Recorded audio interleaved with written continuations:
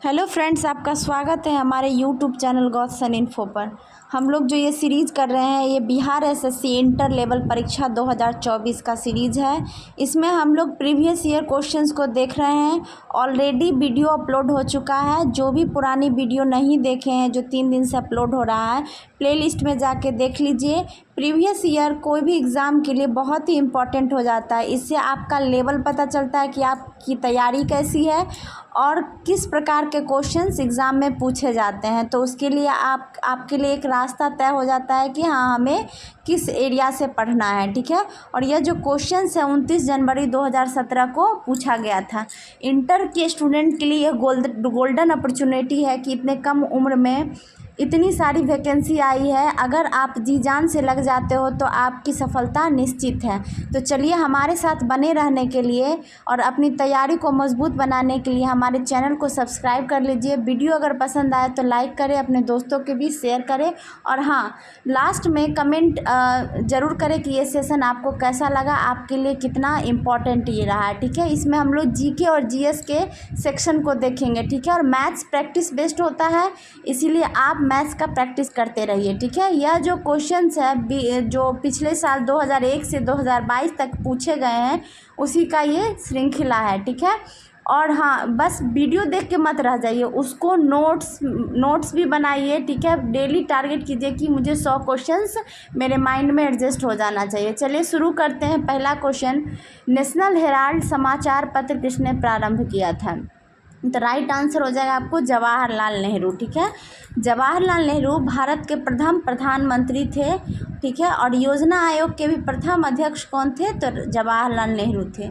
दूसरा क्वेश्चन है, मेगास्थनीज चंद्रगुप्त मौर्य के कार्यकाल में आया था। ठीक है। तो मेगास्थनीज जो थे, इनकी पुस्तिका का नाम कभी कभी पूछता है कि मेगास्थनीज के द्वारा कौन सा पुस्तक लिखा गया था? तो ये इंडिका लिखा गया था। और ये कौन थे जो चंद्रगुप्त मौर्य के कार्यकाल में आए थे? तो ये एक राजदूत थे। ठीक है। क्या थे? राजदूत थे। राइट आंसर ऑप्शन बी हो जाएगा। और कौन इसको भेजा था? तो ये इसको भेजा था सेल्यूकस निकेटर ने। किसने भेजा था? सेल्यूकस निकेटर ने चंद्रगुप्त मौर्य के दरबार में भेजा था। ठीक है। और ये इनकी पुस्तक का क्या नाम है? तो इंडिका है। अगला क्वेश्चन है, गुरु गोविंद सिंह की शिक्षा कहाँ हुई और उन्होंने पर्शियन कहाँ से सीखी? तो गुरु गोविंद सिंह, आपको पता होना चाहिए कि यह सिख के 10वें गुरु थे। ठीक है। सिख के टोटल 10 गुरु हुए। 10वें और अंतिम गुरु कौन थे? गुरु गोविंद सिंह थे। और इनकी शिक्षा जो हुई थी पटना में हुई थी। कहाँ हुई थी? पटना में हुई थी। और सिख धर्म के पहले गुरु की बात करें तो गुरु नानक देव थे। ठीक है। और इनका जन्म 1666 में हुआ था और यह सिख धर्म के 10वें गुरु थे। ठीक है। और 1708 में इनकी मृत्यु हो गई। किस जगह पे? तो नांदेड़ नाम के जगह पे। ठीक है। नांदेड़ नाम के जगह पे इनकी मृत्यु हो गई थी। अगला क्वेश्चन है, अमजद अली खां किस यंत्र बजाने के लिए जाने जाते हैं? तो अमजद अली खां की बात आई तो ये राइट आंसर हो जाएगा आपको सरोद। क्या बजाते थे? ये बजाते हैं सरोद। राइट आंसर हो जाएगा ऑप्शन नंबर ए। चलिए बढ़ते हैं अगले प्रश्न की तरफ। शहनाई के लिए कौन फेमस है? ये कमेंट कीजिए, शहनाई वादन के लिए। अगला है, अबेकस की खोज इस दौरान हुई। अबेकस की खोज कब हुई थी? तो अबेकस की खोज जो हुई थी ग्रीक सभ्यता काल में हुई थी। ऑप्शन नंबर सी राइट हो जाएगा, ग्रीक सभ्यता काल। ठीक है। अबेकस की खोज हुई थी और लगभग 3000 ठीक है वर्ष पूर्व हुआ था अबेकस की खोज ग्रीक सभ्यता काल में। नेक्स्ट क्वेश्चन है, 18वीं शताब्दी में किस देश ने जर्मनी पर शासन किया? जर्मनी की बात कर रहे हैं तो जर्मनी पर शासन जो 18वीं शताब्दी में किया था वो ऑस्ट्रिया किया था। किसने किया था? ऑस्ट्रिया किया था। ऑप्शन नंबर बी राइट हो जाएगा। बात करें ऑस्ट्रिया की तो ऑस्ट्रिया की राजधानी वियना है। कहाँ है? वियना है। प्रथम विश्व युद्ध का तत्कालिक कारण था कि ऑस्ट्रिया के राजकुमार की हत्या कर दी गई थी। ठीक है। ये भी ध्यान रखिएगा। और जर्मनी जो 1871 में जर्मनी का एकीकरण हुआ था। ठीक है। जर्मनी 2 भागों में बटा हुआ था। उसका एकीकरण कब हुआ? 1871 में हुआ था। और कौन एकीकरण किया था? तो बिस्मार्क किए थे। ठीक है। चलिए बढ़ते हैं अगले प्रश्न की तरफ।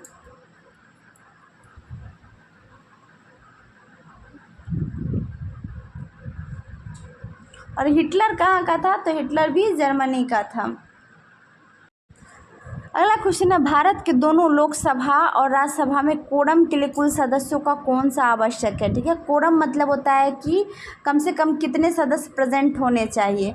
तो यह है आपको लोकसभा राज्यसभा दोनों में 1/10। ठीक है, याद रखिएगा 1/10 क्या है? कोरम है। अगला है, साप्ताहिक शार्ली एब्दो कहाँ से प्रकाशित किया जाता था? तो ये जो है एक पत्रिका का नाम है साप्ताहिक शार्ली एब्दो, और यह प्रकाशित किया जाता था पेरिस से। कहाँ से किया जाता था? पेरिस राइट आंसर हो जाएगा। चलिए बढ़ते हैं अगले क्वेश्चन की तरफ। ये सब क्वेश्चन आपको याद हो जाना चाहिए। H1N1 इसके द्वारा होता है। तो देखिए H1 और N1 को हम इन्फ्लुएंजा के नाम से जानते हैं या स्वाइन फ्लू के नाम से जानते हैं, तो जो कि विषाणु के द्वारा होता है। ठीक है, विषाणु को हम इंग्लिश में वायरस कहते हैं। तो H1 और N1 कौन सी बीमारी हो गई? स्वाइन फ्लू हो गई। ठीक है, और एक होता है आपको बर्ड फ्लू। ठीक है, क्या होता है? बर्ड फ्लू होता है, उसमें हो जाता है आपको H5 और N1। तो ये जो है आपको विषाणु की खोज पूछे कब हुआ था? तो 1892 में किया था। और किसने किया था? इवान वॉस्की ने किया था। ठीक है, और जीवाणु की खोज 1676 में हुआ था, और इसकी खोज एंटोनियो ल्यूवेनहॉक ने किया था। सबसे पहले बार जीवित कोशिका की खोज जो हुई थी वो जीवाणु की का ही हुआ था। और बर्ड फ्लू की बात करें तो बर्ड फ्लू क्या हो जाता है? H5N1। ठीक है, तो इसे हम बर्ड फ्लू कहते हैं। और स्वाइन फ्लू का H1 और N1 हो जाएगा, जो कि वायरस के द्वारा होता है। तो अगर कोई भी क्वेश्चन पढ़िए तो उसके बारे में जितने फैक्चुअल बात हो आपके माइंड में क्लिक करना चाहिए वह चीज़। नेक्स्ट है, एक जाना माना साहित्यिक समारोह कहाँ होता है? तो साहित्यिक समारोह की बात कर रही है तो राइट आंसर हो जाएगा जयपुर। क्या हो जाएगा? जयपुर राइट आंसर हो जाएगा आपको। जयपुर को हम पिंक सिटी के नाम से जानते हैं, गुलाबी शहर के नाम से जानते हैं। ठीक है, घाटों वाला शहर कौन सा है? तो वाराणसी है। अगला है, बुद्ध से संबंधित अवसरों से जुड़े प्रतीकों में स्तूप इसका प्रतीक है। स्तूप किसका प्रतीक है? तो देखो स्तूप जो है आपको मृत्यु का प्रतीक है। ठीक है, बुद्ध धर्म में मृत्यु का प्रतीक क्या है? स्तूप है। ठीक है, और घर त्यागने को हम महाविनिष्क्रमीकरण कहते थे, और प्रथम उपदेश को हम धर्म चक्र परिवर्तन कहते थे, और मृत्यु को हम महापरिनिर्वाण कहते थे। ठीक है, तो ये सारे टर्म आपको ध्यान रहना चाहिए। बुद्ध का जन्म कहाँ हुआ था? तो नेपाल के तराई में लुम्बिनी नामक स्थान पे हुआ था। अगला क्वेश्चन है, गुप्त वंश का अंतिम शासक था। तो गुप्त वंश का अंतिम शासक की बात करें तो राइट आंसर हो जाएगा आपको विष्णुगुप्त। कौन हो जाएगा? विष्णुगुप्त हो जाएगा। और गुप्त वंश का संस्थापक की बात करें तो ये संस्थापक थे श्रीगुप्त। कौन थे? गुप्त वंश के संस्थापक श्रीगुप्त थे। चलिए अगला क्वेश्चन देखते हैं, किसने दाऊद को पटना और हाजीपुर से खदेड़ कर बाहर कर दिया? ठीक है, दाऊद की बात कर रहा है पटना और हाजीपुर से, तो राइट आंसर हो जाएगा अकबर। क्या हो जाएगा? अकबर हो जाएगा राइट आंसर आपको।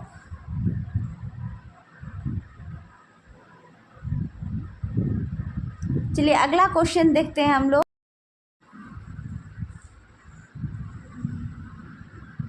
बुलंद दरवाज़ा का निर्माण भी अकबर ने करवाया था गुजरात विजय के उपलक्ष्य में। ठीक है, कहाँ पर?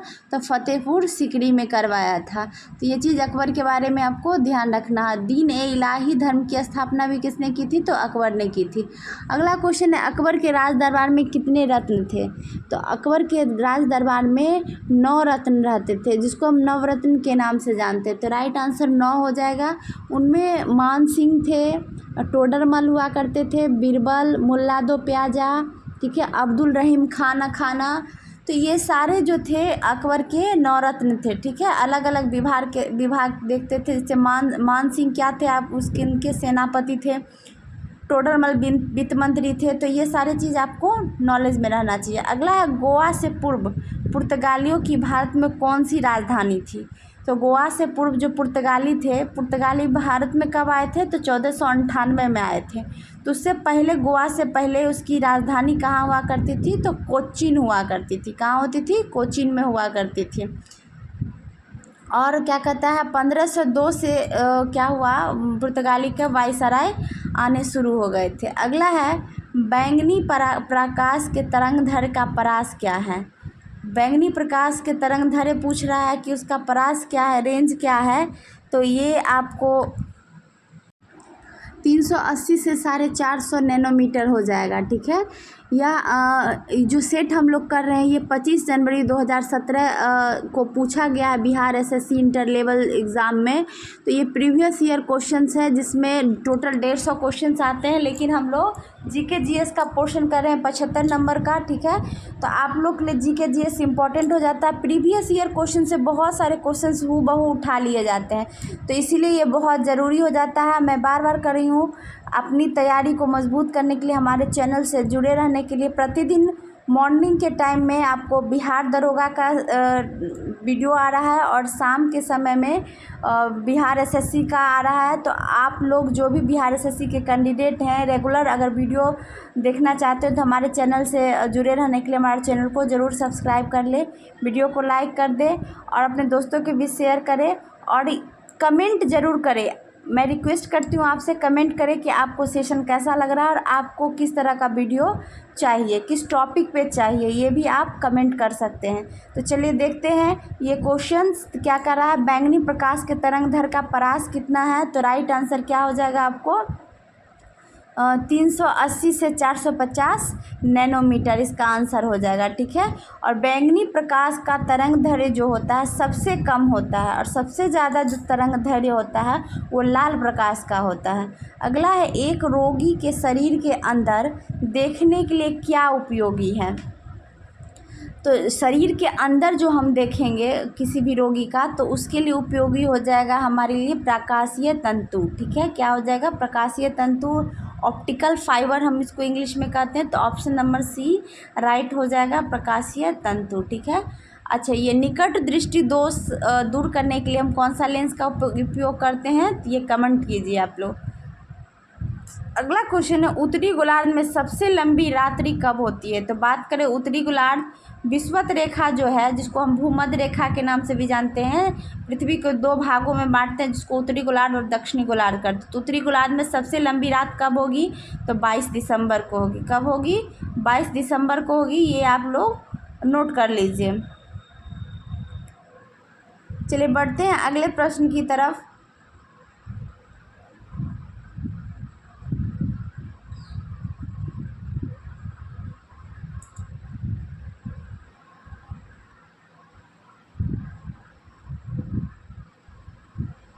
करा दो बिंदुओं के आवेश के मध्य बल और उनके माध्य की दूरी के बीच रिश्ता क्या होता है। ठीक है, तो ये राइट आंसर आपको हो जाएगा F directly proportional to 1/r²। ठीक है, करा दो बिंदुओं के आवेश के मध्य जो बल लगेगा उसके माध्य की दूरी के बीच क्या रिश्ता होगा, क्वेश्चन पूछ रहा है। तो राइट आंसर क्या हो जाएगा आपको, option number D, F directly proportion 1/r²। अगला क्वेश्चन है, चंपारण सत्याग्रह का आरंभ कब हुआ। बात करें चंपारण सत्याग्रह तो यह 1917 में हुआ था और इसके नेतृत्वकर्ता कौन थे, महात्मा गांधी थे। भारत में सबसे पहला सत्याग्रह महात्मा गांधी का चंपारण सत्याग्रह था। और महात्मा गांधी को चंपारण किसने बुलाया था, तो राजकुमार शुक्ल ने बुलाया था। और ये जो है नील विद्रोह के विपक्ष लाया गया था। 3 कट्ठिया प्रणाली जो हो रहा था उसमें 20 कट्ठे खेत में 3 कट्ठा खेत नील की खेती करना अनिवार्य था। तो उसी प्रथा को ख़त्म करने के लिए चंपारण सत्याग्रह किया गया। अब पूछेगा महात्मा गांधी भारत कब आए, तो 9 जनवरी 1915 को आए। और 9 जनवरी को हम क्या मनाते हैं, तो प्रवासी भारतीय दिवस मनाते हैं। अगला है, उत्तर प्रदेश का राजकीय फूल क्या है। ठीक है, उत्तर प्रदेश का राजकीय फूल पलाश है। ठीक है, और बिहार का राजकीय फूल क्या है, यह आप लोग कमेंट करें।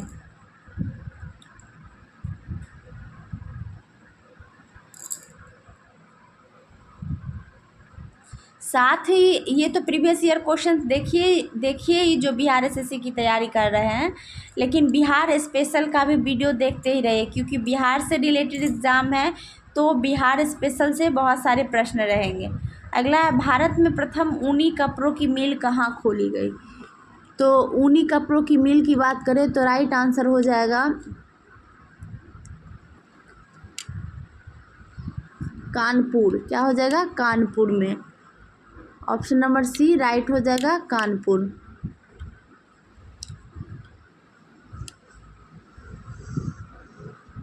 कब खोला गया था? तो 1870 में खोला गया था।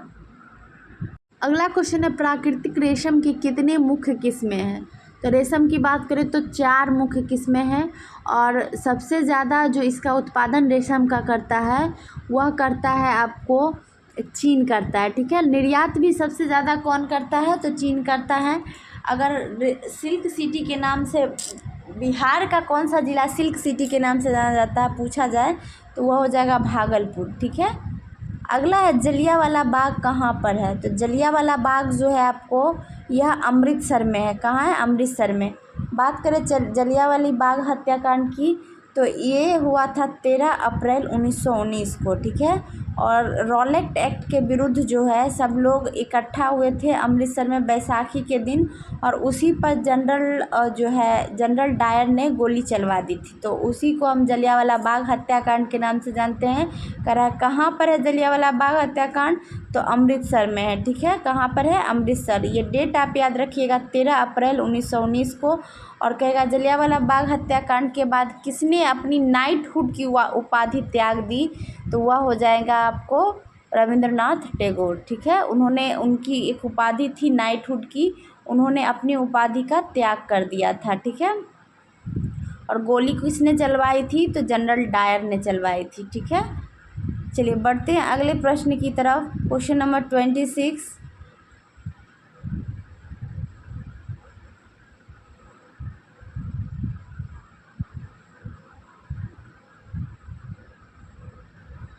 तमिलनाडु में पाई जाने वाली मुख्य जनजाति कौन सी है?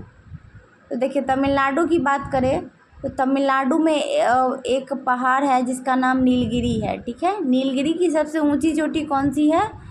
दोदा बेटा है। और पूछ रहा है तमिलनाडु में पाई जाने वाली मुख्य जनजाति कौन सी है?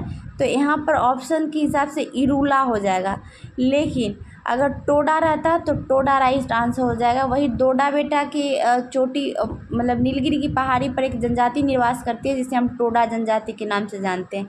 अगला है, जारवा जनजाति यहाँ पर पाई जाती है। तो राइट आंसर हो जाएगा अंडमान में। कहाँ हो जाएगा? अंडमान में जारवा जनजाति पाई जाती है। चलिए बढ़ते हैं अगले प्रश्न की तरफ। भारत की सर्वप्रथम वन जीव संरक्षण परियोजना का क्या नाम था?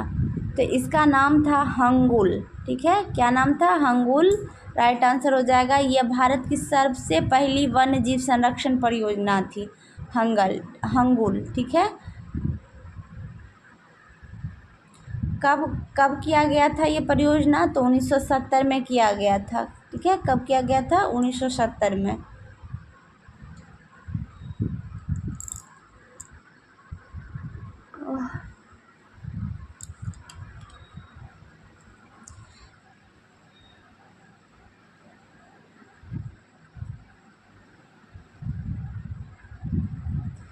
चलिए बात करें टाइगर संरक्षण परियोजना की, तो वो 1973 में लाया गया था। हाथी प्रोजेक्ट की बात करें तो 1992 में लाया गया था, ठीक है। और हंगुल परियोजना कब लाया गया था? 1970 में। चलिए बढ़ते हैं अगले प्रश्न की तरफ। नीति आयोग का प्रारंभ कब हुआ?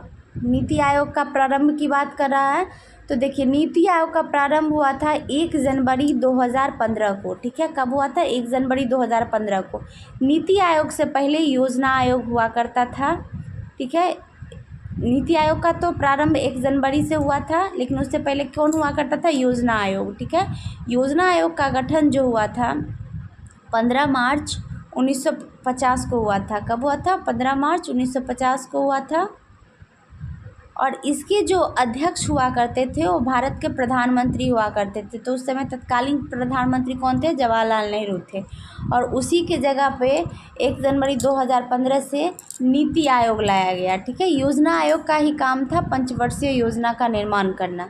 अगला क्वेश्चन है, पवनार आश्रम के संस्थापक कौन थे? बात करें पवनार आश्रम तो राइट आंसर हो जाएगा विनोबा भावे।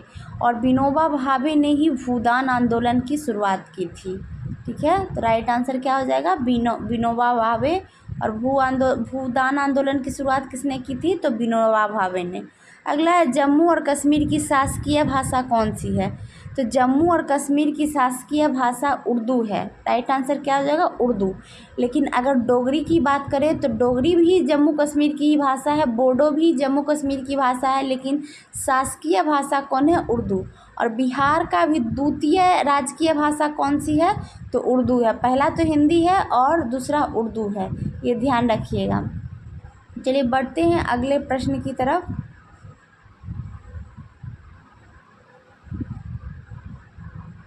जापान की संसद कहलाती है, जापान के संसद को हम क्या कहेंगे? तो राइट आंसर हो जाएगा डायट। क्या कहेंगे? डायट कहेंगे।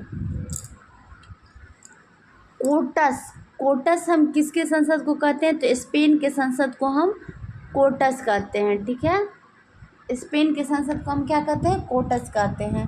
और बात करें डेल, तो डेल जो है आयरलैंड के संसद को कहते हैं। ठीक है, सेजिम जो है हम पोलैंड के संसद को कहते हैं। किसके संसद को क्या कहते हैं ये आप ध्यान रखिएगा। डेल हम किसके कहते हैं? तो आयरलैंड के संसद को हम क्या कहते हैं? डेल कहते हैं। अगला क्वेश्चन है रियाल किस देश की मुद्रा है? ठीक है, रियाल की बात करा, रियाल किस देश की मुद्रा है? तो राइट आंसर हो जाएगा सऊदी अरब। क्या हो जाएगा? सऊदी अरब हो जाएगा। और पाकिस्तान का क्या है? तो पाकिस्तान का रुपया है। अगला है भारतीय झंडे में चक्र का रंग पूछ रहा है। देखिए चक्र का रंग कैसा होता है भारतीय झंडे में? तो भारतीय झंडे में चक्र का रंग नीला होता है। ठीक है, कितना होता है? नीला। और उस चक्र में जो तीली की संख्या अगर पूछे तो तीली की संख्या 24 होती है। और तिरंगे में कितने रंग होते हैं? तो 3 रंग होते हैं। ठीक है, और भारतीय झंडे को हम लोग कब अपनाया था? तो 22 जुलाई 1947 को अपनाया था। ठीक है, तिरंगे को 22 जुलाई 1947 को किया हमारा तिरंगा होगा।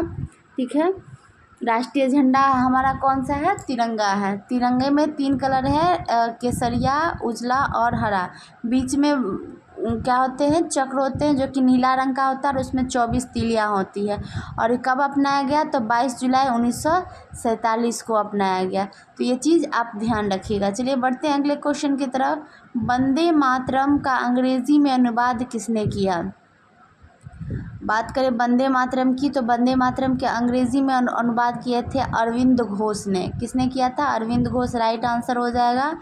और वंदे मातरम जो है कहाँ से लिया गया था? तो बंकिम चंद्र चटर्जी की एक पुस्तक थी आनंद मठ। क्या थी? आनंद मठ पुस्तक का नाम था। और उसी से वंदे मातरम लिया गया था। और सबसे पहले वंदे मातरम जो है आपको 1896 में कांग्रेस अधिवेशन में गाया गया था। उस समय की जो अध्यक्षता कर रहे थे रहमतुल्लाह सयानी के द्वारा किया जा रहा था। ठीक है, तो सबसे पहले वंदे मातरम कब गाया गया? तो 1896 में गाया गया रहमतुल्लाह सयानी की अध्यक्षता में। अगला है एक चैत्र प्रायः पड़ता है इस दिन को। तो एक चैत्र, देखिए हिंदी के महीने के अनुसार से चैत्र पहला महीना होता है। तो 1 तारीख बोल रहा है कब पड़ेगा प्रायः? तो 22 मार्च को पड़ता है। कब पड़ता है? 22 मार्च को करता है। हिंदी के महीने के अनुसार चैत्र पहला महीना हो गया। और फाल्गुन जो है सबसे अंतिम महीना होता है, फाल्गुन। और यह हमारे कौन से संवत से लिया गया है? तो शक संवत से लिया गया है। ठीक है, शक संवत भारत के संविधान में कौन सा संवत है? तो शक संवत है। और यह कब से अपनाया गया है? तो 1957 से। अगला है सत्यमेव जयते यहाँ से लिया गया। सत्यमेव जयते कहाँ से लिया गया? तो मुंडक उपनिषद से लिया गया है। अब बात करें उपनिषद की संख्या कितनी है? तो टोटल उपनिषद कितने हैं? 108 हैं। ठीक है, वेदों की संख्या कितनी है? तो 4 है। मनुस्मृति की बात करें तो मनुस्मृति किसके द्वारा लिखा गया है? तो मनु के द्वारा लिखा गया। अगला है किसका उपनाम द वॉल है? किसका उपनाम द वॉल है? तो राहुल द्रविड़। ठीक है, वॉल मतलब होता है दीवार। तो राइट आंसर क्या हो जाएगा? राहुल द्रविड़। चलिए बढ़ते हैं अगले प्रश्न की तरफ। रेड क्रॉस का मुख्यालय कहाँ पर है? तो रेड क्रॉस का मुख्यालय जो है आपको जनेवा में है, स्विट्जरलैंड के जनेवा में है। ठीक है, तो रेड क्रॉस जो है 8 मई को इसका स्थापना दिवस मनाया जाता है। रेड क्रॉस दिवस कब मनाया जाता है? 8 मई को। और अगर पूछे संस्थापक कौन थे, तो संस्थापक की बात करें तो संस्थापक थे हेनरी ड्यूनेंट। ठीक है, कौन थे? Henry Dunant. और रेड क्रॉस को 3 बार शांति का नोबेल पुरस्कार मिल चुका है। ठीक है, 1917, 1944 और 1963 में 3 बार नोबेल प्राइज़ विनर है रेड क्रॉस। ठीक है, और रेड क्रॉस दिवस हम कब मनाते हैं? तो 8 मई को मनाते हैं। अगला क्वेश्चन है, आनंद मठ के लेखक थे।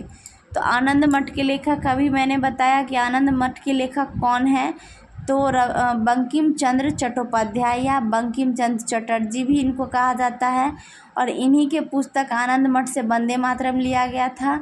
और आनंद मठ में ही सन्यासी विद्रोह का उल्लेख। नेक्स्ट है, ऑडिसिटी ऑफ होप किसने लिखी? तो राइट आंसर हो जाएगा ओबामा। अगला है, समय का वर्णन करते हुए शब्द संक्षेप। एडी का अर्थ क्या है? एडी का मतलब क्या होता है? हम लिखते हैं ना एडी और बीसी, तो एडी का मतलब हो जाता है एनो डोमिनी। क्या हो जाएगा? एनो डोमिनी राइट आंसर हो जाएगा। और बीसी का होता है बर्थ ऑफ जीसस क्राइस्ट। ठीक है, बीसी मतलब हो जाता है बिफोर। ठीक है, बिफोर क्राइस्ट। अगला है, शहीद दिवस कब मनाया जाता है? शहीद दिवस की बात करें तो राइट आंसर हो जाएगा आपको 30 जनवरी, क्योंकि इसी दिन नाथूराम गोडसे ने महात्मा गांधी को गोली मार की क्या कर दी थी? हत्या कर दी थी। तो इसी दिन को हम शहीद दिवस के रूप में मनाते हैं, 30 जनवरी को। चलिए बढ़ते हैं अगले प्रश्न की तरफ।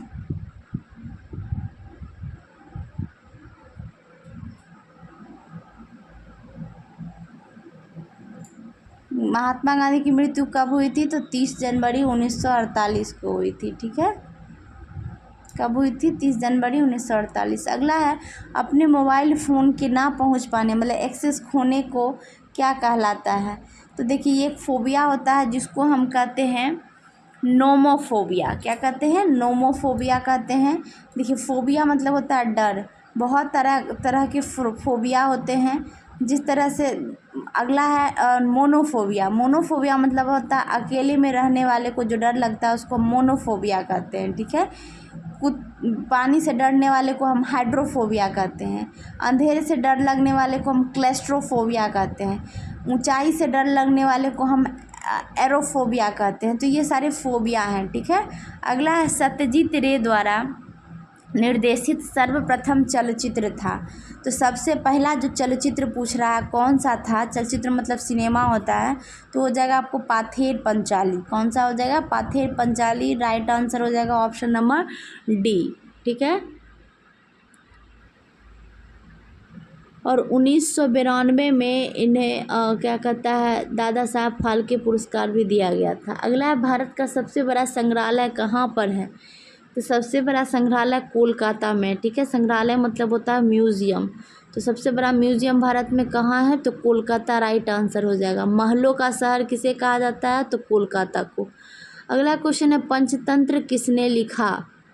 तो पंचतंत्र के राइटर हैं विष्णु शर्मा। ठीक है, कौन है? विष्णु शर्मा। ये चीज़ ध्यान रखिएगा। पुस्तक और लेखक से 2 प्रश्न आने ही हैं, इसीलिए मैंने पुस्तक और लेखक के लिए एक सेपरेट वीडियो बनाया है। प्लेलिस्ट में आप देख लीजिए, महत्व पुस्तक और लेखक, उसे ज़रूर देखिए। ठीक है, अगला है, कौन उसके आयुर्वेद के ज्ञान के लिए प्रसिद्ध था? तो आयुर्वेद के लिए ज्ञान के लिए एक आदमी प्रसिद्ध थे। ऑप्शन में हो जाएगा आपको धन्वंतरी। क्या हो जाएगा? Dhanvantari. Option number C right हो जाएगा, धन्वंतरी वैद्य थे। ठीक है, आयुर्वेद के ज्ञान के लिए बहुत प्रसिद्ध थे धन्वंतरी। चलिए बढ़ते हैं अगले प्रश्न की तरफ। आईपीएल क्रिकेट का आरंभ कब हुआ? तो आईपीएल की बात कराए कि आईपीएल कब से शुरू हुआ?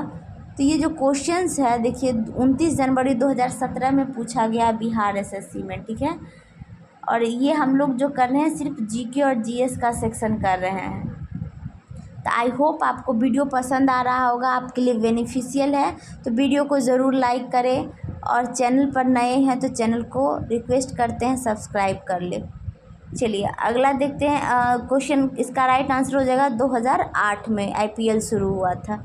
अगला है, लाइपेज द्वारा वसा के जलीय अपघटन पर मिलता है। तो लाइपेज द्वारा क्या मिलता है जलीय अपघटन पे? तो राइट आंसर हो जाएगा क्या का वसीय अम्ल और ग्लिसरॉल। क्या हो जाएगा?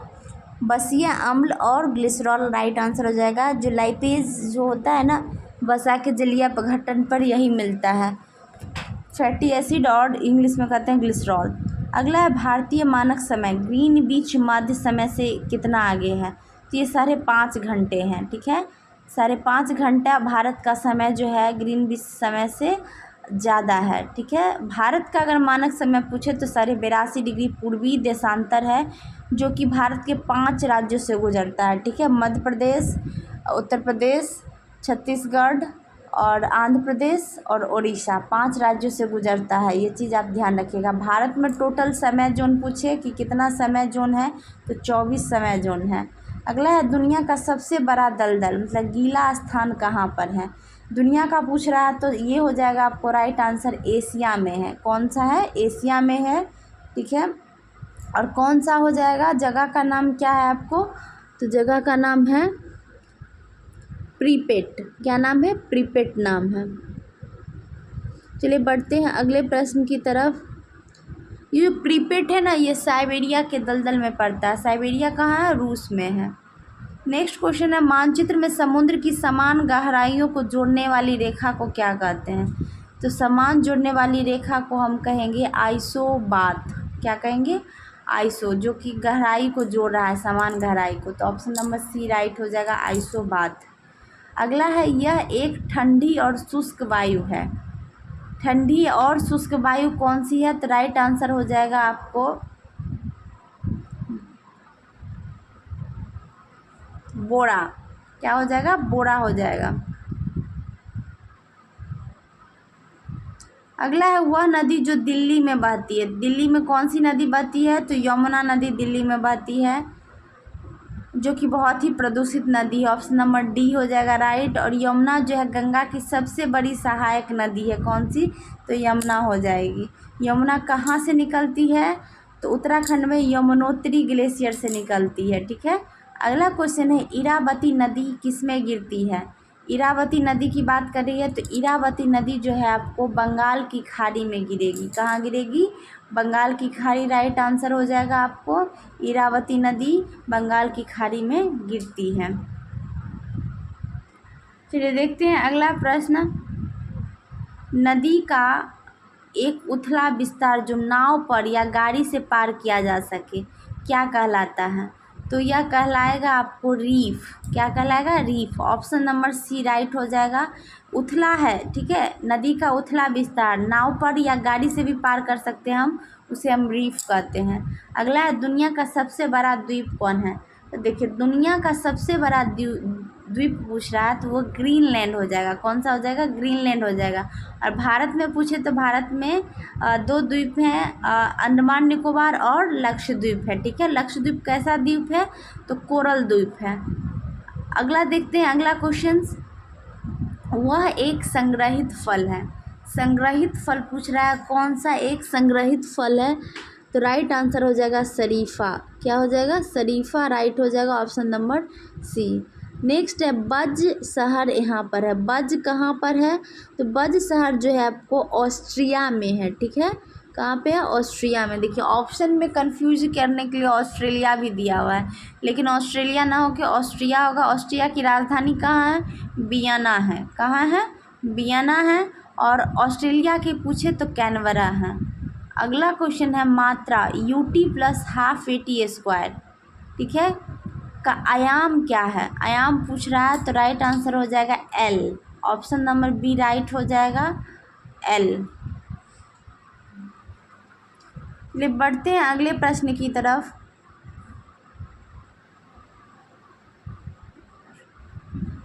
देखिए कह रहा है शाखीय भौतिकी के नियम इन कणों पर लागू होते हैं जिनका आकार।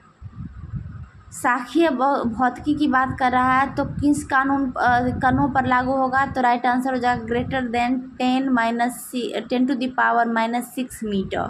ठीक है, राइट आंसर हो जाएगा। नेक्स्ट है एक कार का एक पहिया जो सड़क पर चल रहा है, तो देखिए क्या किस में किस का चेंज होगा? ठीक है, तो घर्षण की बात कर रहा है। जब कार का पहिया सड़क पर चल रहा है तो सब राइट आंसर हो जाएगा ऑप्शन नंबर बी, स्थैतिक घर्षण, काइनेटिक घर्षण और रोलिंग घर्षण। ठीक है, तो ऑप्शन नंबर बी सही हो जाएगा। घर्षण हमेशा वस्तु के अपोजिट मतलब उल्टे दिशा में कार्य करता है, ये ध्यान रखिएगा। घर्षण जो है उल्टे दिशा में कार्य करता है। चलिए बढ़ते हैं अगले प्रश्न की तरफ। Question number 64। ध्वनि की गति भी और माध्यम का घनत्व p के मध्य यह रिश्ता है। क्या रिश्ता है दोनों के मध्य? तो राइट आंसर हो जाएगा option number A, v² directly proportion 1/p। ठीक है, तो यही हो जाएगा राइट आंसर, जो ध्वनि की गति और माध्यम के घनत्व के बीच रिश्ता है। ठीक है, v² डायरेक्टली प्रोपोर्शनल 1/p। अगला क्वेश्चन है, गुरु नानक का जन्म कहाँ हुआ था? तो देखिए, गुरु नानक जो थे सिख धर्म के संस्थापक माने जाते हैं, पहले गुरु थे गुरु नानक। इनका जन्म तलवंडी में हुआ था। कहाँ हुआ था? तलवंडी। अभी तलवंडी पाकिस्तान में पड़ता है और तलवंडी का नाम क्या हो गया है? ननकाना साहिब। क्या हो गया? ननकाना साहिब हो गया है। और इनका जन्म करें तो 1469 ईस्वी में जन्म हुआ था। अगला है, अंग्रेज़ों ने बहादुर शाह द्वितीय को देश से निकाल कर कहाँ भेज दिया? मुग़ल शासक, अंतिम मुग़ल शासक बहादुर शाह जफ़र थे। उनको अंग्रेज़ जो है रंगून के जेल में भेज दिए थे। ठीक है, रंगून जो है म्यांमार में स्थित है और म्यांमार का पुराना नाम बर्मा था। ठीक है, अभी बात करें म्यांमार की राजधानी की, तो म्यांमार की राजधानी कहाँ है? तो नाई पाई ताब है। कहाँ है? नाई पाई ताब। ठीक है, चलिए बढ़ते हैं अगले प्रश्न की तरफ। अभिज्ञान शाकुंतलम का प्रथम अंग्रेजी अनुवाद किसने किया? तो अभिज्ञान शाकुंतलम का प्रथम अंग्रेजी अनुवाद पूछ रहा है, तो ये हो जाएगा आपको जॉन निकोलसन। कौन हो जाएगा? John Nicolson. अभिज्ञान शाकुंतलम एक नाटक है जो कालिदास के द्वारा लिखा गया था और इसका अंग्रेजी अनुवाद पूछे तो ये कौन किए? जॉन निकोलसन किए। अगला क्वेश्चन है, अंग्रेज़ों ने भारत में राज्यकाल में आखिर से एक पूर्व वायसराय कौन था? देखिए, क्वेश्चन को घुमा दिया।